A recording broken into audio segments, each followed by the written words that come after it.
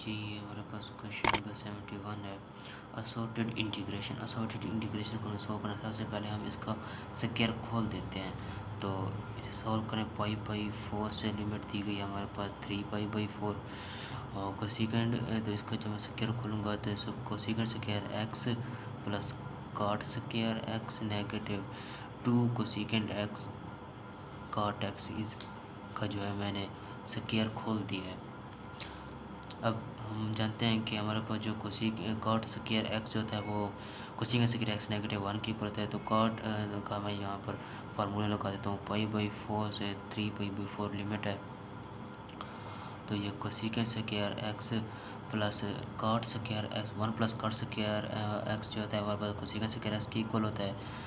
तो ये इक्वल हो जाएगा फिर कोसेकेंड स्क्वायर एक्स नेगेटिव 1 के, यानी कि मैं कॉट स्क्वायर एक्स का फार्मूला लगा दिया है। और अब negative 2 cosecant x cot x, तो ये डी एक्स को मैंने वैसे लगा दिया। अब उसके बाद ये 2 कोसेकेंड एक्स होगा, तो इसे लिखते हैं कि पाई बाई 4 से 3 पाई बाई 4 लिमिट है। तो ये 2 cosecant square x negative 1 negative 2 cosecant x cot x d x, ये 2 कोसेकेंड एक्स हो गए। अब हमने ये देखना है, तो हर एक के साथ इंटीग्रेशन जो है मैं अलग से लगाकर इसको सॉल्व करता हूँ। तो ये 2 कांस्टेंट है तो इसमें बाहर लिखूँगा, फिर पाई बाई 4 से 3 पाई बाई 4 लिमिट है। तो यहाँ से कोसेकेंड स्क्वायर एक्स, फिर नेगेटिव 1 की इंटीग्रेशन अलग से लूँगा 3 पाई बाई 4। तो इसकी इंटीग्रेशन अलग से, इसका डी एक्स लगाना लाजमी है। तो नेगेटिव 2 कांस्टेंट है, इसे बाहर लिख दिया। पाई बाई 4 से 3 पाई बाई 4 लिमिट है, और ये cosecant x cot x d x. अब हमने इनकी इंटीग्रेशन ले लेनी है कि कोसेकेंड 2 कोसेकेंड स्क्वायर एक्स की इंटीग्रेशन हमारे पास होती है नेगेटिव कॉट एक्स के। तो मैं यहाँ लिखता हूँ negative cot x, negative x की 1 की इंटीग्रेशन एक्स होती है तो नेगेटिव 2, और कोसेकेंड एक्स कॉट एक्स की इंटीग्रेशन मेरे पास नेगेटिव कोसेकेंड एक्स होती है, क्योंकि जब मैं कोसेकेंड एक्स की का डेरिवेटिव लेता हूँ तो कोसेकेंड एक्स का डेरिवेटिव मेरे पास negative cosecant x cot X होता है। तो यहाँ से इसे सिंप्लीफाई करते हैं कि ये negative 2 cot x negative x negative negative positive 2 cosecant x. अब यहाँ हमने वो लिमिट लगानी है, थे पाई बाई 4 से जो लिमिट हमें दी गई थी, तो ये पाई बाई 4 से 3 पाई बाई 4 था। तो अब हमने ये लिमिट जो है अप्लाई कर देना है। तो फर्स्ट हम अपर लिमिट अप्लाई करते हैं, नेगेटिव 2 कॉट 3 पाई बाई 4,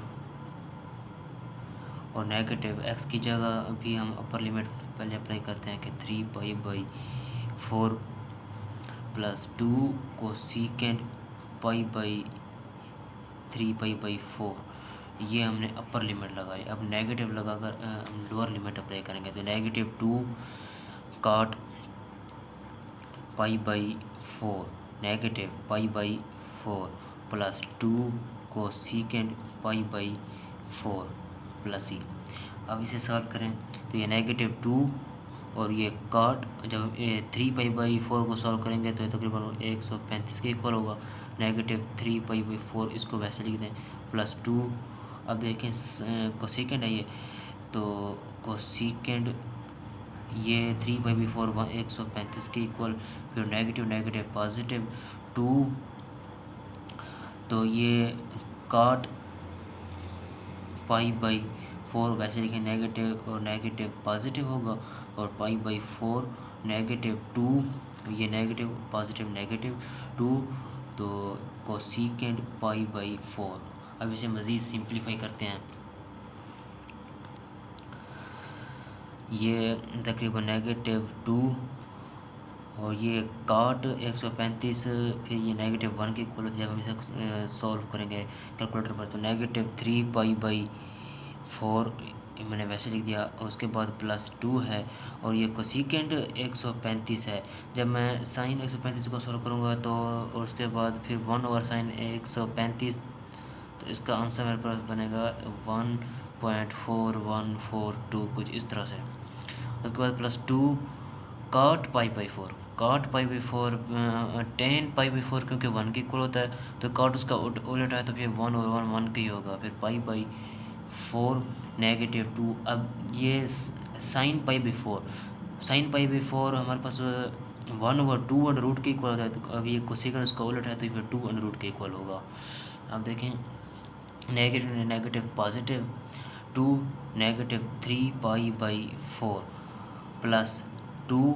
अब ये मेरे पास जो है 2 √ के इक्वल है, क्योंकि जब मैं 2 की अंडर रूट लूँगा तो वह 1.4142 होगा मेरे पास, +2 और उसके बाद π/4 और ये -2 × 2 -2 से ये पॉजिटिव है तो ये कैंसिल होगा, और 2 और 2 ये मेरे पास 4 होगा, 2 और 2 4। तो और उसके बाद +π/4 -3π/4, तो इसे मैं लिखता हूँ कि 4 और 3 में से जब एक सब्ट्रैक्ट करेंगे तो ये -2π/4, तो विच इज़ इक्वल टू 4 - π/2 के। फार्मूले के मुताबिक हमने इसको लिखना है, तो इसका सबसे पहले मैं फार्मूला खोल लेता हूँ कि 0 से π/4 जो है एक लिमिट दी गई है मेरे पास, और उसके बाद सेकेंड स्क्वायर एक्स, जब मैं इसका स्क्वायर खोलूँगा तो ये +16 cos square x +2 2 8 2 4 8 second x cos x, और ये dx को मैंने वैसे लगा लिया। अब इस फार्मूले के मुताबिक मैंने इस क्वेश्चन को जो है सॉल्व किया है। अब इसे 0 से π/4 जो है हमारी लिमिट दी गई है, और ये सेकेंड स्क्वायर एक्स है +16 cos स्क्वायर एक्स का जो पावर रिड्यूसिंग फार्मूला है मैं यहाँ वो लगा देता हूँ कि 1 + cos 2x / 2, तो ये cos स्क्वायर एक्स का जो मैंने पावर रिड्यूसिंग फार्मूला लगा लिया। उसके बाद +8 सेकेंड एक्स को मैं लिख सकता हूँ कि 1/cos x, और ये cos x को मैं वैसे लिख देता हूँ dx। अब तो इसे सॉल्व करते हैं आगे। 0 से π/4 जो है मेरे पास एक लिमिट दी गई है, उसके बाद second square x +2 8 16 8 × 1 + cos 2x, उसके बाद +8 cos x से cos x कैंसिल होगा, और dx को मैं वैसे लगा देता हूँ। अब नेक्स्ट स्टेप में 0 से π/4 लिमिट है हमारे पास सेकेंड स्क्वायर एक्स +8 को मैं मल्टीप्लाई कर देता हूँ, 8 + 8 cos 2x, उसके बाद +8 dx। अब इसको मैं 8 और 8 को प्लस कर देता हूँ, 8 और 8 को प्लस करने के बाद 0 से π/4 लिमिट है, और ये second square x +8 cos 2x +16 dx। 8 और 8 16 जो मैंने ऐड कर दिया है इन्हें। अब नेक्स्ट स्टेप में मैं इसे हर एक की इंटीग्रेशन जो है मैं अलग से ले लेता हूँ। अब देखें सेकेंड स्क्वायर एक्स की जो मैं इंटीग्रेशन अलग से लिखता हूँ कि सेकेंड स्क्वायर एक्स। अब मैं इंटीग्रेशन अलग से लिखने लगा हूँ, तो ये dx हर इंटीग्रेशन के सामने, उसके बाद +8 कांस्टेंट है, इसे बाहर लिखते हैं जी। लिमिट दी गई है हमारे पास 0 to π/4, तो ये cos 2x +16 × 1 0 से π/4 लिमिट है, और ये dx, तो यहाँ से dx लिखना इसका लाजमी है। तो उसके बाद अब हमने करना ये है कि सेकेंड स्क्वायर एक्स की इंटीग्रेशन क्या होती है हमारे पास, सेकेंड स्क्वायर एक्स की इंटीग्रेशन होती है हमारे पास 10x के +8, और ये cos 2x है, cos साइन की इंटीग्रेशन क्योंकि नेगेटिव cos होती है। अब ये cos की जब हम इंटीग्रेशन आएंगे तो वो हमारे पास पॉजिटिव साइन होता है, तो पॉजिटिव साइन 2x। अब हमने अगर तो x होता तो ठीक है, वरना अगर 2x है तो साइन को इग्नोर करके हमने 2x का इनर डेरिवेटिव लेना है। जब 2x का मैं इनर डेरिवेटिव लूँगा तो वो 2 होता है, तो 2 को इंटीग्रेशन में हम नीचे डिवाइड करते हैं। अब देखें उसके बाद +16 है, 1 की इंटीग्रेशन मेरे पास x होती है, तो फिर ये लिमिट मैं लगा देता हूँ 0 से π/4 जो मैं लिखूँगा, उसके बाद c यानी कांस्टेंट। तो आगे मैं लिखता हूँ, लिमिट अप्लाई करता हूँ इस पर कि 10, फर्स्ट अपर लिमिट अप्लाई करता हूँ π/4, उसके बाद 2 4 4 साइन 2 और एक्स की जगह मैं अपर लिमिट फर्स्ट अप्लाई करूँगा पाई/4, उसके बाद प्लस 16 पाई/4। अब फिर नेगेटिव लिख कर फिर मैं लोअर लिमिट का अप्लाई करता हूँ कि 10 0, उसके बाद फिर 4 साइन 2 इंटू 0 प्लस 16 इंटू 0, जो मैंने लोअर लिमिट अप्लाई कर दिया। अब 10 पाई/4 मेरे पास 1 के इक्वल होता है, प्लस 4 साइन ये हमारे पास होगा साइन पाई/2 के, साइन पाई/2 यानी साइन 90 हमारे पास 1 के इक्वल होता है, प्लस 16 पाई/4, तो ये हमारे पास 4 पाई के इक्वल होगा। फिर नेगेटिव 10 0 हमारे पास 0 के इक्वल होता है, negative positive negative sine 4 sine ये साइन 0 है, तो साइन 0 हमारे पास 0 के इक्वल होता है, तो ये सारा सिस्टम 0 होगा। उसके बाद 16 0, तो ये हमारे पास 0, तो ये हमारे पास आंसर बनेगा तकरीबन 1 + 4 + 4 pi which is equal to 5 + 4 pi के। जी ये हमारे पास आंसर है। जी हमारे पास क्वेश्चन नंबर 73 है, तो इसे हम सॉल्व करते हैं। एक cosecant theta, cos theta, cosecant. अब साइन थीटा जो है इसे मैं एक कोसेकेंट का एंगल है, इसे मैं पूरा थीटा तस्वर करता हूँ। तो वैसे पूरा थीटा तस्वर करूँगा, यहाँ से मैं जो है इसे इक्वेशन नंबर 1 कह के इसे सबसे पहले मैं सब्सटीट्यूट कर देता हूँ कि साइन थीटा को इक्वल ले लेता हूँ वाई के। Let y is equal to sine theta के। तो साइन थीटा का जब मैं डेरिवेटिव लूँगा तो किसके इक्वल होगा, dy/d थीटा। अब ये डी थीटा लगाया क्योंकि ये थीटा में इक्वेशन दी गई थी, तो साइन थीटा का डेरिवेटिव क्या होता है, कॉस थीटा। अब यहाँ से डी वाई की वैल्यू बनेगी हमारे पास कॉस थीटा डी थीटा से। तो अब मुझे अब वैल्यू चाहिए डी थीटा की, तो यहाँ से मैं डी थीटा की वैल्यू निकालूंगा तो वो मेरे पास बनेगी 1/cos theta d y is equal to d theta के। अब डी थीटा की वैल्यू जो है मैं इक्वेशन नंबर 1 में पुट कर देता हूँ। तो इंटीग्रेशन cos थीटा को वैसे लिखता हूँ cos थीटा, और ये कोसेकेंट साइन थीटा किसके इक्वल था, वाई के, तो मैंने इसे वाई कहा था। उसके बाद डी थीटा की वैल्यू मेरे पास निकली है 1/cos थीटा डी वाई के। cos थीटा से cos थीटा को मैं कैंसिल करता हूँ, तो कोसेकेंट वाई मेरे पास बता है। तो कोसेकेंट वाई की इंटीग्रेशन क्या होगी हमारे पास, cosecant Y D Y. Cosecant Y की इंटीग्रेशन मेरे पास क्या होती है, कोसेकेंट वाई की इंटीग्रेशन मेरे पास होती है negative natural log into cosecant y plus cot y, या इसकी इंटीग्रेशन नेचुरल लॉग और cosecant y negative cot y भी होती है। तो हम इसे वैल्यू ऑफ सिंपल वाई की वैल्यू पुट कर देते हैं। वाई की वैल्यू हमने कहा था y is equal to sine theta के इक्वल था negative natural log into cosecant Y की वैल्यू साइन थीटा थी, तो मैं यहाँ लिख देता हूँ कि ये sine theta plus cot Y की value sine theta. Simply Y की वैल्यू मैं पुट कर रहा हूँ, उसके बाद ये हमारे पास आंसर है। जी हमारे पास क्वेश्चन नंबर 74 है, तो इसे मैं सॉल्व करता हूँ।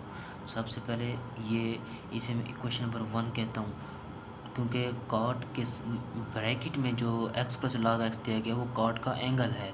तो इस एंगल को मैं लेट कर लेता हूँ कि ये y के इक्वल है, क्योंकि फिर इसको अगर डायरेक्ट सॉल्व करें तो वो मुश्किल है। तो मैं इसे लेट कर लेता हूँ कि y is equal to x plus log x है। जैसे प्रीवियस क्वेश्चन में हमने लेट कर लिया था साइन को, तो इसमें हमने x प्लस log x को जो है लेट कर लिया कि वो y के इक्वल है। तो यहाँ से मैं इसका डेरिवेटिव लेता हूँ dy/dx इक्वेशन, क्योंकि x में दी गई है तो मैं ds लगाऊंगा। s का डेरिवेटिव हमारे पास 1 होता है, प्लस log s का डेरिवेटिव हमारे पास 1/x होता है डेरिवेटिव। अगर मैं 1/s की इंटीग्रेशन हूँ तो फिर वो log s के इक्वल होगा। और उसके बाद आगे मैं ऐसे लिखता हूँ कि ये dy is equal to 1 + 1/x dx के इक्वल होगा। हमें वैल्यू चाहिए dx की, तो यहाँ से dx की मैं वैल्यू निकालता हूँ जी। तो dx की वैल्यू बनेगी हमारे पास, ये यहाँ मल्टीप्लाई हो रहा है तो दूसरे तो लिखेंगे तो ये डिवाइड होगा 1/1 + x जो है यहाँ डिवाइड होगा। तो ये dy is equal to dx। हाँ जी dx की वैल्यू हमने निकाली है, तो सिंपली dx की वैल्यू जो है हम इक्वेशन नंबर 1 में पुट कर देते हैं। जैसे इक्वेशन नंबर 1 में पुट करेंगे तो x 1/1 + x को मैं वैसे लिख देता हूँ। उसके बाद कॉट है, cot x plus log x को मैंने इक्वल किया था y के, तो ये y लिख दिया। उसके बाद डी एक्स की वैल्यू हमने निकाली है कि वो इक्वल होता है 1/1 प्लस 1/s के इक्वल है। उसके बाद ये डी वाई, अच्छा 1/1 प्लस एक्स से इसे मैं कैंसिल कर देता हूँ। और काट वाई को मैं यहाँ लिख सकता हूँ कि काट वाई को लिखता हूँ कि कॉस वाई और साइन वाई के डी वाई के। अब नीचे फंक्शन है, ऊपर उसका डेरिवेटिव है। देखें साइन वाई का जब मैं डेरिवेटिव लूँगा तो कॉस वाई के इक्वल होगा। जब नीचे फंक्शन हो ऊपर उसका डेरिवेटिव हो तो हम नेचुरल लॉग लिख कर अंदर फंक्शन लिखते हैं अपना, कि फंक्शन हमारे पास साइन वाई था, क्योंकि जब साइन वाई का मैं डेरिवेटिव लूँगा तो कॉस वाई के इक्वल होगा। या आप ऐसे भी कर सकते हैं कि कॉट वाई की डायरेक्ट जो इंटीग्रेशन होती है वो natural log of sine y होती है, या negative natural log of cosecant y भी होती है, प्लस सी। अब हमने करना यूँ है कि y की वैल्यू पुट कर देनी है। y को ऊपर हमने लेट किया था कि x प्लस लॉग x के इक्वल था, जो मैं वैल्यू यहाँ पुट कर देता हूँ कि natural log into sine s की मैं वैल्यू पुट करूँगा x प्लस y की मैं वैल्यू पुट करूँगा, y की वैल्यू थी x प्लस लॉग x के प्लस सी। जी ये हमारे पास आंसर है। क्वेश्चन नंबर 75 है। तो इस हिसाब से पहले हम cosecant x negative second x इस होल को सिंपली मल्टीप्लाई कर देते हैं। ये देखें कोसेकेंट एक्स को मैं इस होल इक्वेशन जब मल्टीप्लाई करूँगा तो ये मेरे पास कोसेकेंट एक्स को इससे मल्टीप्लाई कर देता हूँ साइन एक्स, और प्लस कोसेकेंट एक्स को फिर कॉस एक्स से मल्टीप्लाई करें कोसेकेंट एक्स कॉस एक्स। उसके बाद नेगेटिव सेकेंड एक्स को साइन से मल्टीप्लाई करें, ये देखें सेकेंड एक्स साइन एक्स, फिर नेगेटिव सेकेंड एक्स को कॉस एक्स से मल्टीप्लाई करें सेकेंड एक्स कॉस एक्स, और ये मैंने डी एक्स लगा लिया जी। अब सिंपली मैंने किया है मल्टीप्लिकेशन की है। अब इसे सिंपलीफाई करें, कोसेकेंट एक्स इक्वल होता है 1/sin x के, ये साइन एक्स को मैं वैसे लिख देता हूँ। उसके बाद कोसेकेंट एक्स हमारे पास इक्वल होता है 1/sin x के, और बस कॉस एस इक्वल होता है हमारे पास, फिर कॉस को मैं वैसे लिख देता हूँ, ये जी कॉस एस ऐसे लिख देता। नेगेटिव सेकेंड एक्स को मैं लिख सकता हूँ कि 1/cos x, साइन एक्स को मैं वैसे लिख देता हूँ। नेगेटिव सेकेंड एक्स को मैं लिखता हूँ 1/cos x, और ये कॉस एक्स को मैं वैसे लिख देता हूँ। अब देखें कॉस एक्स से कॉस एक्स कैंसिल, और ये साइन एक्स से साइन एक्स कैंसिल होता है, तो इसके बाद ये 1 बचता है मेरे पास, और ये हमारे पास cos X over sine X, cos X over sine X, ये negative sine X over cos X बनता है मेरे पास, और ये -1 डी एक्स। और ये -1 से +1 जो है मैं कैंसिल कर देता हूँ। Cos X over sine x मेरे पास इक्वल होगा कॉट एक्स के, negative sine X over cos x, फिर ये टेन एक्स के इक्वल होगा, डी एक्स लगा लिया मैंने। अब मैंने हर एक की इंटीग्रेशन जो है अलग से लिख लेता हूँ। कॉट एक्स की इंटीग्रेशन मैंने अलग से लिख लिया, फिर नेगेटिव टेन एक्स की इंटीग्रेशन मैं अलग से लिख देता हूँ। कॉट एक्स की इंटीग्रेशन हमारे पास क्या होती है, natural log of sine x की इक्वल होती है। फिर नेगेटिव टेन एक्स की इंटीग्रेशन क्या होती है, negative natural log of cos x की इक्वल होती है प्लस सी के, या ये लॉग सीकेंड एक्स की भी इक्वल होती है। और negative positive natural log of sine X plus natural log of cos X plus C. जी ये हमारे पास आंसर है।